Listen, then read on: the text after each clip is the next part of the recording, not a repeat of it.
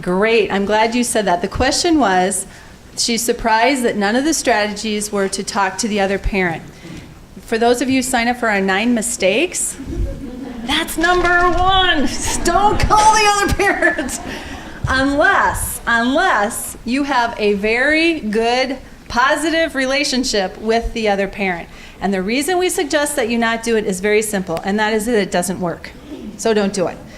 It just doesn't usually go well. Now, there can be exceptions, and I'm sure there are exceptions, but I cannot tell you how many times we've heard stories where the mother does that, I'm going to call the other mother. And this is what it looks like. If Jane were my daughter, and she tells me something happened.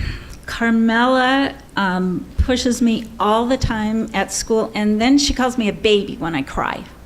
That is awful. She is such a meanie. I'll call her mother.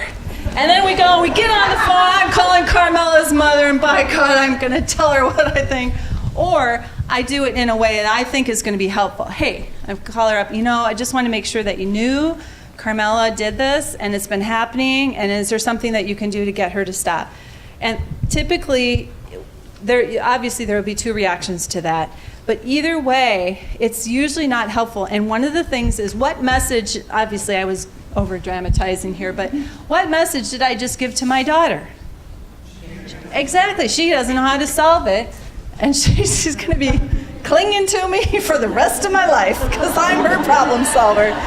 And that's not the purpose here. The purpose is to create independent problem solvers, because that's what we want. We want our daughters to be independent.